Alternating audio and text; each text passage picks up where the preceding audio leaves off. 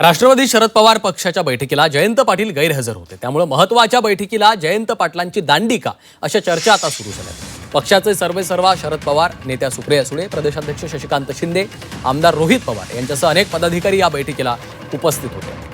मात्र जयंत पाटलांनी या बैठकीला दांडी मारलेली आहे।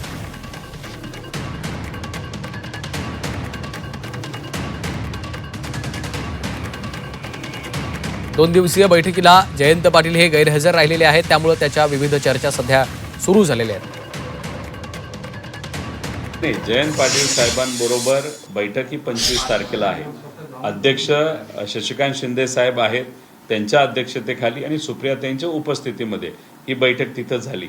त्यामुळे याच्यामध्ये तुम्ही जर बघितलं असेल तर अनिल देशमुख साहेब नव्हते, आव्हाड साहेब नव्हते, जयंत पाटील साहेब नव्हते। ते सगळे कोर कमिटीची प्रमुख बैठक असते ज्याच्यामध्ये नेत्यांना बोलवलं जातं। ती बैठक ही 25 तारखेला आहे। त्या बैठकीमध्ये जयंत पाटील साहेबांपासून सर्व मोठे नेते, माजी मंत्री हे त्या बैठकीला तिथे येणार आहेत। त्यामुळे स्वरूप असं होतं की अध्यक्ष आणि सुप्रियाताई आणि सगळे फ्रंट सेलचे प्रमुख आणि जिल्हा अध्यक्ष यांच्याबरोबरच या बैठका तिथं होणार होत्या।